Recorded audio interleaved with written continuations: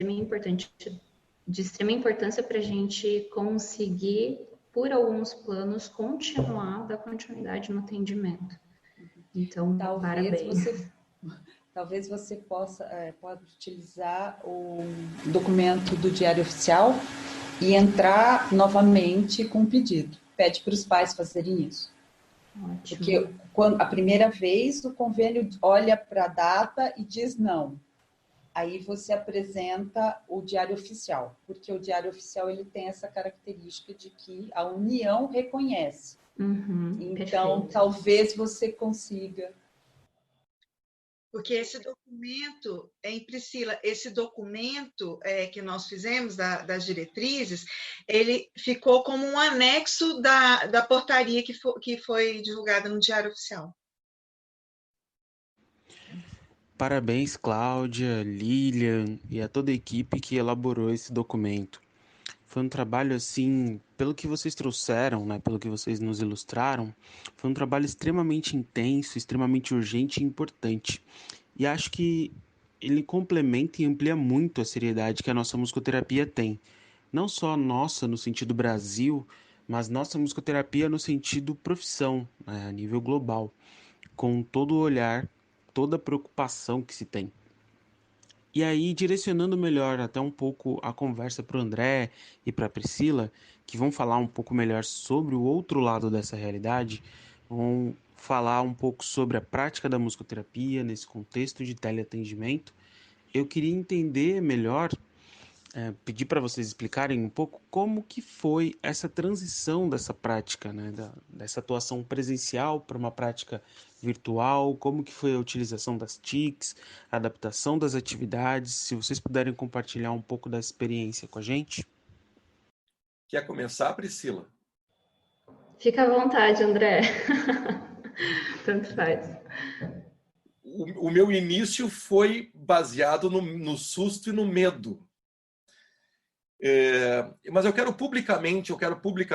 tenho sempre que eu sou agora chamado para falar de teleatendimento, telehealth, eu não perco a oportunidade de publicamente elogiar o BAN e elogiar aqui na minha frente, então a Cláudia e Lilian, um super obrigado, assim, não tem nem palavras para agradecer. A Priscila fez isso, pediu a palavra e fez essa manifestação, eu também faço questão.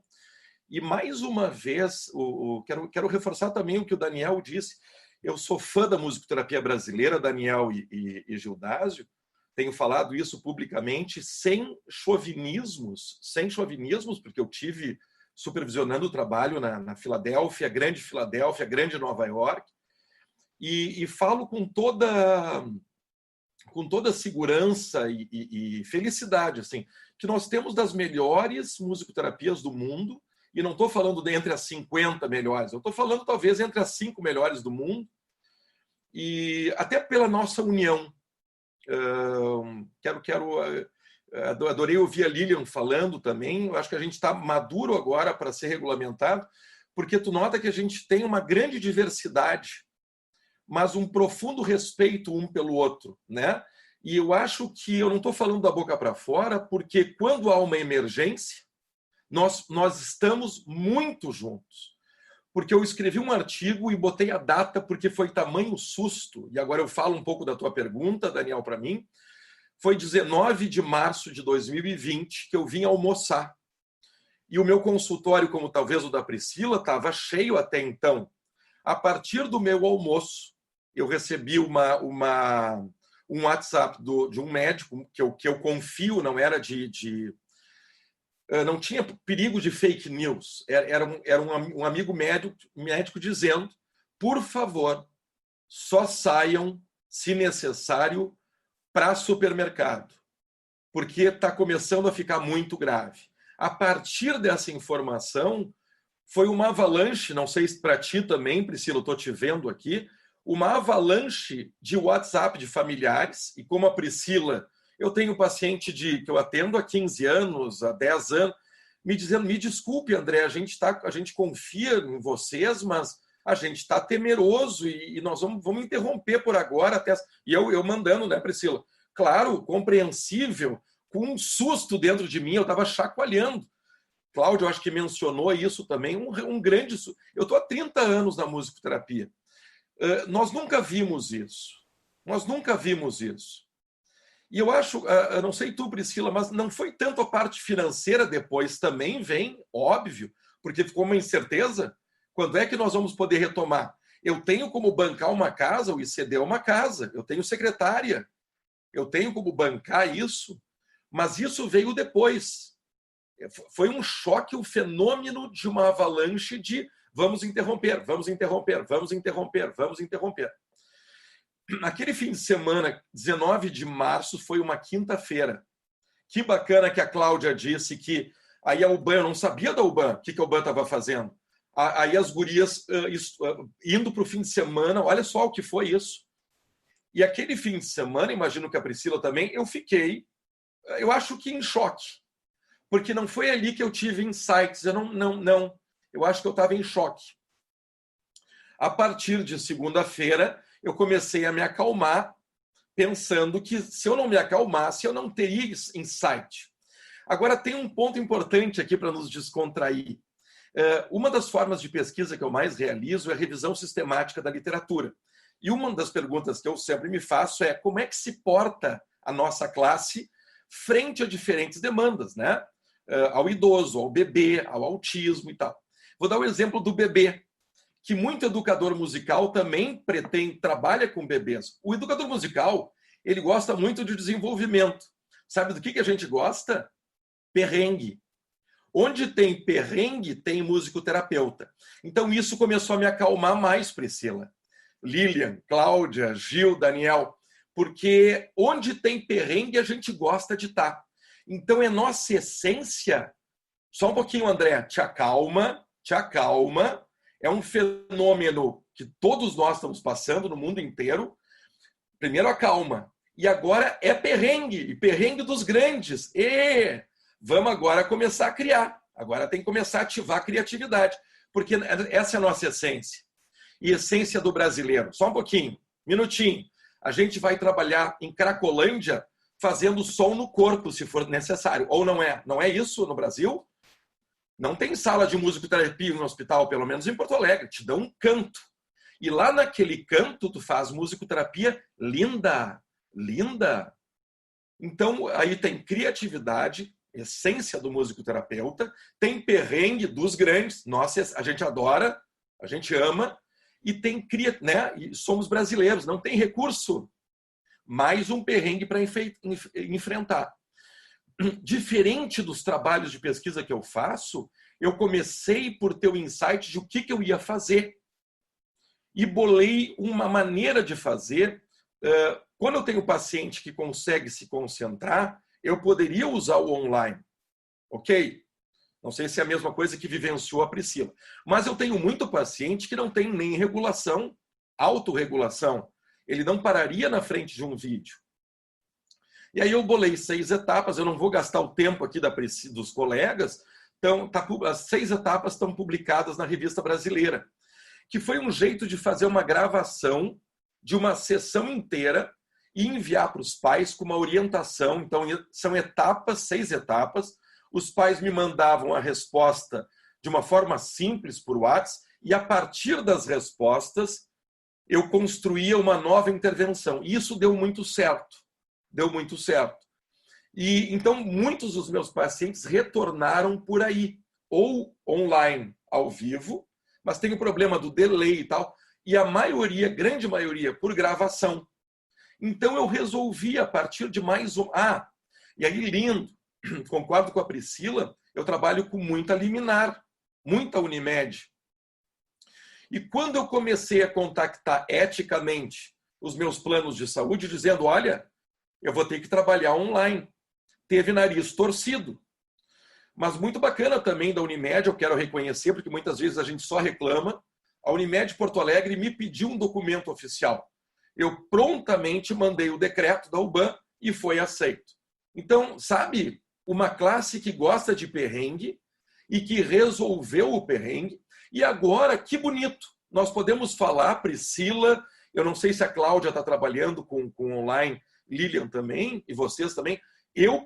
No tempo que eu tiver, Eu quero falar, inclusive, agora do que deu certo e do futuro para a musicoterapia, usando também esse recurso. E aí nós vamos olhar um para o outro assim, tá, André, mas nem todo mundo tem internet. Beleza, esse é um desafio. Tá, André, mas as famílias cansam. Beleza, esse é outro desafio. Bonito, né? Porque agora o musicoterapeuta pode falar. O problema está na tecnologia ou está na dificuldade, Priscila, de uma mãe e de um pai permanecerem com o filho por mais tempo e serem convocados pelos clínicos a engajarem o filho nas experiências que agora estão lá em casa. Entendem? Então, mais uma vez, Priscila, perrengue para nós, adoramos. Então, é uma nova etapa agora com o auxílio da tecnologia, nos mostrando que algumas famílias estão nos mostrando dificuldade em conviver com a patologia, com as limitações, tanto tempo, e nós, clínicos, pedirmos, a gente precisa de vocês, o filho de vocês precisa de vocês, para o engajamento. E vai ser muito benéfico, a literatura nos mostra, quanto mais presença de pai e mãe, quanto mais brincadeira com pai e mãe, mais os clínicos e a clínica ganha. Então, nós tivemos muitos ganhos, né, Priscila? Muitos ganhos. E depois, para eu fechar, e aí eu passo para a Priscila, o estudo, depois que eu fiz essa maneira de trabalhar, eu fui para a literatura. E eu acho que, como a Cláudia mencionou, tudo que eu encontrei, pessoal, é de trabalhos que deram certo. Tudo deu certo. Ou seja, mais uma comprovação pela prática que eu estava tendo, Priscila, de que a tecnologia não é empecilho. Ela dá certo. Então, é mais uma informação para a gente notar. Então, aonde que às vezes pode não dar certo? É um outro ganho. Mas todos os ensaios clínicos randomizados que eu analisei, todos foram muito benéficos. Todos. Grandes ganhos. Não é estabilidade. Grandes ganhos. Grandes ganhos. Eu concordo plenamente com o André. Eu acho que a nossa classe já se acostumou e gosta de perrengue, né? Porque a gente se reinventa nesse momento. E é muito importante isso porque a gente vai precisar se adaptar, né? Não tem outra escolha. Então, assim, a minha transição, ela foi, eu diria que bem gradual, assim, em termos de se apropriar dos recursos, das ferramentas, dos programas, né, nessa modalidade online. E aí, assim, inicialmente, o que eu me deparei foi qual programa utilizar, né? O que eu vou utilizar aí de tecnologia para conseguir atender. E aí eu escolhi o Zoom também, né, por ter grandes possibilidades aí de interação, por ser bastante dinâmico, então a gente consegue compartilhar a tela, compartilhar o mouse, consegue colocar no fundo vídeo, imagem, então você consegue fazer parte do vídeo junto. Então, assim, tem N possibilidades que, se a gente for explorando, a gente consegue uma interação muito boa e muito eficaz, né, com o paciente.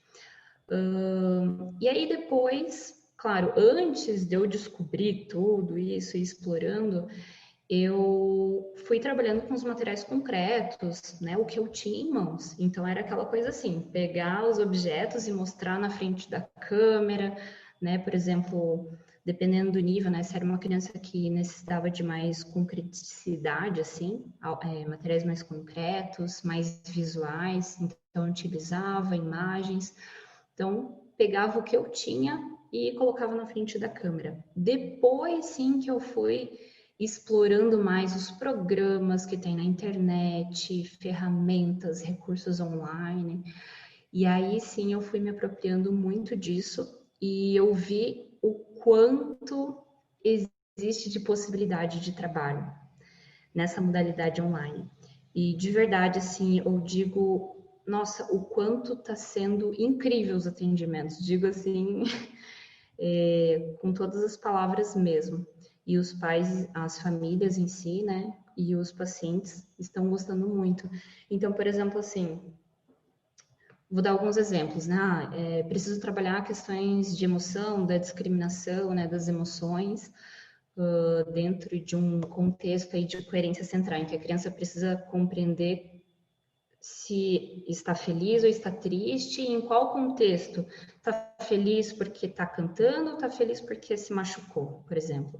E aí eu consigo utilizar, às vezes, recortes de vídeos com a música para a criança optar